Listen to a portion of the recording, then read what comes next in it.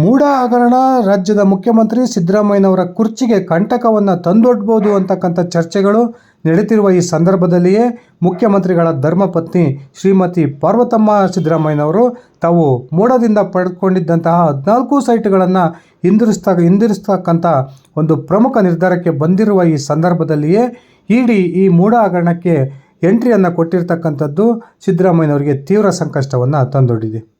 ಇದೇ ಸಂದರ್ಭದಲ್ಲಿ ಮುಖ್ಯಮಂತ್ರಿ ಸಿದ್ದರಾಮಯ್ಯನವರ ಬೆನ್ನಿಗೆ ನಿಂತಂತೆ ವರ್ತನೆಯನ್ನು ತೋರಿಸ್ತಿರ್ತಕ್ಕಂಥ ಕಾಂಗ್ರೆಸ್ನ ನಾಯಕರು ಒಳಗೊಳಗೆ ಬೇರೆಯೇ ಲೆಕ್ಕಾಚಾರವನ್ನು ನಡೆಸ್ತಾ ಇದ್ದಾರೆ ಅಂತಕ್ಕಂಥ ಒಂದು ಮಾಹಿತಿಗಳು ಇದೀಗ ಕಾಂಗ್ರೆಸ್ ಪಾಳೆಯದಿಂದ ಲಭ್ಯವಾಗ್ತಾ ಇದ್ದಾವೆ.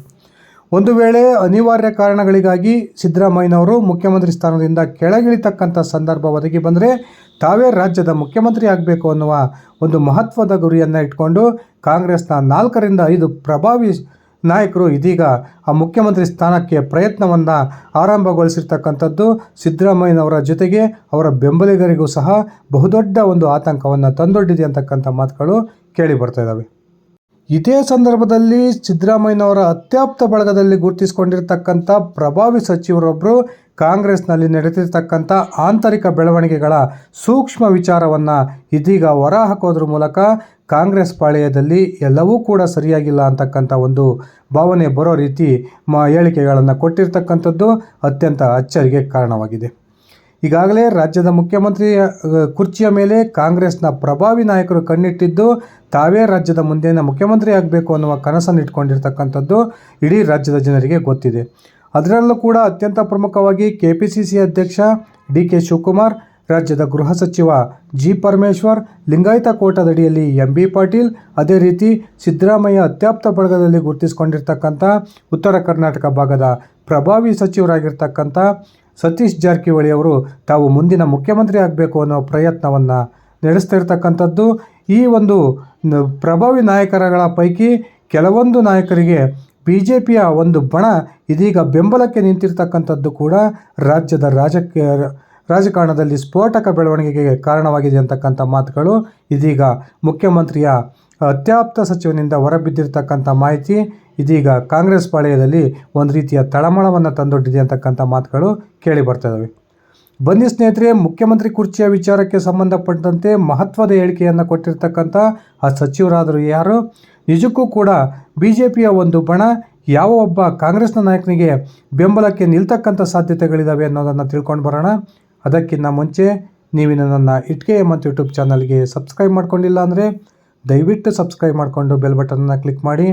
ನಾನು ಕೊಡ್ತಕ್ಕಂಥ ಮಾಹಿತಿ ನಿಮ್ಗೆ ಇಷ್ಟ ಆಗಿದ್ದರೆ ಈ ವಿಡಿಯೋಗೆ ಲೈಕ್ ಮಾಡಿ, ಶೇರ್ ಮಾಡಿ, ಕಮೆಂಟ್ ಮಾಡಿ.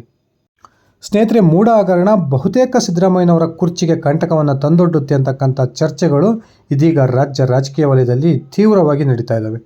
ಇದೇ ಸಂದರ್ಭದಲ್ಲಿ ರಾಜ್ಯದ ಮುಖ್ಯಮಂತ್ರಿಯ ಕುರ್ಚಿಯ ಮೇಲೆ ಕಣ್ಣಿಟ್ಟಿರ್ತಕ್ಕಂಥ ಕಾಂಗ್ರೆಸ್ನ ಅನೇಕ ನಾಯಕರ ಪೈಕಿ ಮುಂಚೂಣಿಯಲ್ಲಿರ್ತಕ್ಕಂಥವರು ಸತೀಶ್ ಜಾರಕಿಹೊಳಿ ಅಂದರೆ ತಪ್ಪಾಗೋದಿಲ್ಲ. ಈ ಮುಖ್ಯಮಂತ್ರಿ ವಿಚಾರಕ್ಕೆ ಸಂಬಂಧಪಟ್ಟಂತೆ ಕಾಂಗ್ರೆಸ್ನಲ್ಲಿ ನಡೀತಾ ಇರತಕ್ಕಂಥ ಬೆಳವಣಿಗೆಗಳ ಕುರಿತು ಸಿದ್ದು ಅತ್ಯಾಪ್ತ ಬಳಗದ ಪ್ರಮುಖ ಸಚಿವರಾಗಿರ್ತಕ್ಕಂಥ H.C. ಮಾದೇವಪ್ಪನವರು ಖಂಡಿತವಾಗಲೂ ಕೂಡ ರಾಜ್ಯದ ಕಾಂಗ್ರೆಸ್ನಲ್ಲಿ ಮುಖ್ಯಮಂತ್ರಿಯ ಕುರ್ಚಿಯ ಕುರಿತು ಅನೇಕ ನಾಯಕರು ಪ್ರಯತ್ನವನ್ನು ಆರಂಭಿಸಿದ್ದಾರೆ ಅಂತಕ್ಕಂಥ ಒಂದು ಮಾಹಿತಿಯನ್ನು ಹೊರಹಾಕೋದ್ರ ಮೂಲಕ ಇದೀಗ ಅಚ್ಚರಿಗೆ ಕಾರಣವಾಗಿದ್ದಾರೆ. ಅದರಲ್ಲೂ ಕೂಡ BJPಯ ಬೇರೆ ಬೇರೆ ಬಣಗಳು ಇರ್ತಕ್ಕಂಥದ್ದು. ಈ ಬೇರೆ ಬೇರೆ ಬಣಗಳು ಕಾಂಗ್ರೆಸ್ನ ಬೇರೆ ಬೇರೆ ನಾಯಕರಿಗೆ ಒಂದು ರೀತಿಯ ಸಪೋರ್ಟನ್ನು ಕೊಡೋದ್ರ ಮೂಲಕ ಆ ನಾಯಕರೇ ರಾಜ್ಯದ ಮುಖ್ಯಮಂತ್ರಿ ಆಗಬೇಕು ಅನ್ನುವ ನಿರ್ಧಾರಕ್ಕೆ BJP ನಾಯಕರು ಸಹ ಬಂದಿರತಕ್ಕಂಥದ್ದು ಅಚ್ಚರಿಯ ಬೆಳವಣಿಗೆಗೆ ಕಾರಣವಾಗಿದೆ. ಒಂದು ಕಡೆ ರಾಜ್ಯದ ಉಪಮುಖ್ಯಮಂತ್ರಿ ಆಗಿರ್ತಕ್ಕಂಥ ಡಿ.ಕೆ. ಶಿವಕುಮಾರ್ ಅವರು ಮುಂದಿನ ಮುಖ್ಯಮಂತ್ರಿ ಆಗಬಾರ್ದು ಅನ್ನುವ ನಿರ್ಧಾರಕ್ಕೆ ಬಂದಿರತಕ್ಕಂಥ BJP ಹಾಗೂ JDSನ ಒಕ್ಕಲಿಗ ನಾಯಕರು ಒಂದು ರೀತಿಯಲ್ಲಿ ಪರಮೇಶ್ವರ್ ಅವರು ರಾಜ್ಯದ ಮುಂದಿನ ಮುಖ್ಯಮಂತ್ರಿ ಆಗಬೇಕು ಅನ್ನುವ ಒಂದು ಮಹತ್ವಾಕಾಂಕ್ಷೆಯನ್ನು ಹೊಂದಿದ್ದು ಪರಮೇಶ್ವರ್ ಅವರಿಗೆ ಹಿಂಬಾಗಿಲಿನ ಒಂದು ಬೆಂಬಲವನ್ನು ನೀಡ್ತಿದ್ದಾರೆ ಅನ್ನುವ ಮಾತುಗಳು ಕೂಡ ಕೇಳಿ ಬರ್ತಾ ಇದ್ದಾವೆ. ಇನ್ನೊಂದು ಕಡೆ ಸತೀಶ್ ಜಾರಕಿಹೊಳಿ ಅವರಿಗೂ ಕೂಡ BJPಯ ಏನು ಬಂಡಾಯ ತಂಡ ಅಂತಕ್ಕಂಥದ್ದಿದೆ.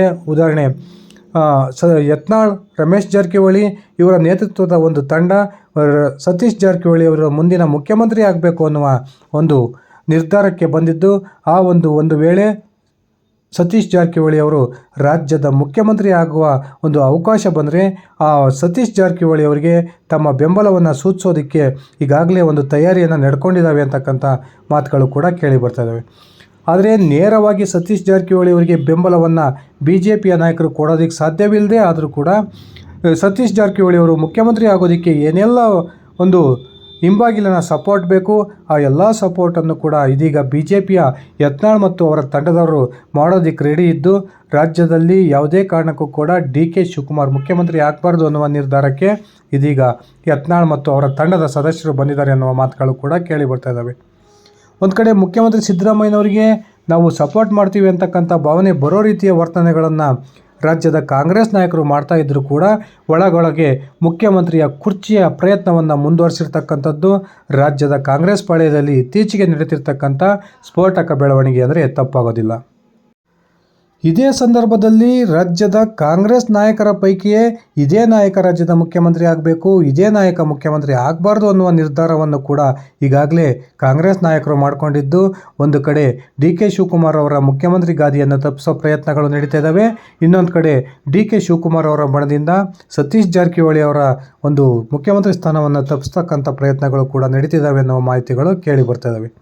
ಇನ್ನೇನು BJPಯ ರಾಜ್ಯಾಧ್ಯಕ್ಷರಾಗಿರ್ತಕ್ಕಂಥ BY ವಿಜಯೇಂದ್ರ ಅವರು ಇವತ್ತು ಮಾಧ್ಯಮಗಳ ಮುಂದೆ ಮಾತನಾಡಿದಂತಹ ಸಂದರ್ಭದಲ್ಲಿ ಇನ್ನು ಕೆಲವೇ ಗಂಟೆಗಳಲ್ಲಿ ರಾಜ್ಯದ ಮುಖ್ಯಮಂತ್ರಿ ಸ್ಥಾನಕ್ಕೆ ಸಿದ್ದರಾಮಯ್ಯನವರು ರಾಜೀನಾಮೆಯನ್ನು ಕೊಡ್ತಾರೆ ಅನ್ನುವ ಮಾತುಗಳು ಇದೀಗ ಮಹತ್ವವನ್ನು ಪಡೆದುಕೊಂಡಿದ್ದು, ನಿಜಕ್ಕೂ ಕೂಡ ಕಾಂಗ್ರೆಸ್ ಪಾಳ್ಯದಲ್ಲಿ ಮಹತ್ವದ ರಾಜಕೀಯ ಚಟುವಟಿಕೆಗೆ ಈ ಒಂದು ವಿಜಯೇಂದ್ರ ಅವರ ಹೇಳಿಕೆ ಕಾರಣವಾಗುತ್ತಾ ಅನ್ನುವ ಚರ್ಚೆಗಳು ಕೂಡ ನಡೀತಾ ಇದ್ದಾವೆ.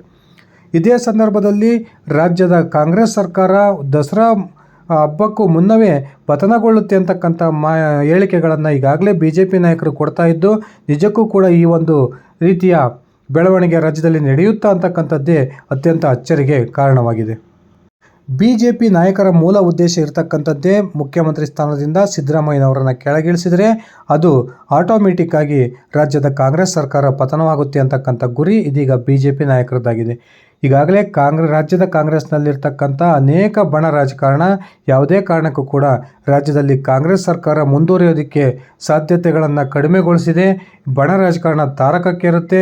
ಆ ಮೂಲಕ ಕಾಂಗ್ರೆಸ್ ಒಡೆದ ಮನೆಯಾಗುತ್ತೆ. ಆ ಒಡೆದ ಮನೆಯ ಲಾಭವನ್ನು ನಾವು ಪಡೆದುಕೊಳ್ಳೋಣ ಅನ್ನುವ ಲೆಕ್ಕಾಚಾರಕ್ಕೆ ಇದೀಗ BJP JDS ನಾಯಕರು ಬಂದಿದ್ದು, ಸದ್ಯಕ್ಕೆ ಮುಖ್ಯಮಂತ್ರಿ ಸ್ಥಾನದಿಂದ ಸಿದ್ದರಾಮಯ್ಯನವರನ್ನು ಕೆಳಗಿಳಿಸಬೇಕು ಅನ್ನುವ ಒಂದು ಪ್ರಯತ್ನಕ್ಕೆ ಕೈ ಹಾಕಿದ್ದಾರೆ. ಈ ಪ್ರಯತ್ನ ಬಹುತೇಕ ಇನ್ನೊಂದು ವಾರದ ಸಮಯದಲ್ಲಿ ಬಹುತೇಕ ಈಡೇರಬಹುದು ಅನ್ನುವ ಮಾತುಗಳು ಕೂಡ ಕೇಳಿ ಬರ್ತಾ ಇದ್ದು, ಒಂದು ವೇಳೆ ಸಿದ್ದರಾಮಯ್ಯನವರು ತಮ್ಮ ಮುಖ್ಯಮಂತ್ರಿ ಸ್ಥಾನಕ್ಕೆ ರಾಜೀನಾಮೆಯನ್ನು ಕೊಟ್ಟಿದ್ದೇ ಆದರೆ ಆಗ ಕಾಂಗ್ರೆಸ್ನಲ್ಲಿ ಬಹುದೊಡ್ಡ ರಾಜಕೀಯ ಬೆಳವಣಿಗೆಗಳು ನಡೀತವೆ ಅನ್ನುವ ಮಾತುಗಳು ಕೂಡ ಕೇಳಿ ಬರ್ತಾ ಇದ್ದಾವೆ. ಕಾದು ನೋಡೋಣ ಸ್ನೇಹಿತರೆ, ಇನ್ನು ಕೆಲವೇ ದಿನಗಳಲ್ಲಿ ಕಾಂಗ್ರೆಸ್ನಲ್ಲಿ ಯಾವೆಲ್ಲ ಸ್ಫೋಟಕ ಬೆಳವಣಿಗೆಗಳು ಆಗ್ಬೋದು.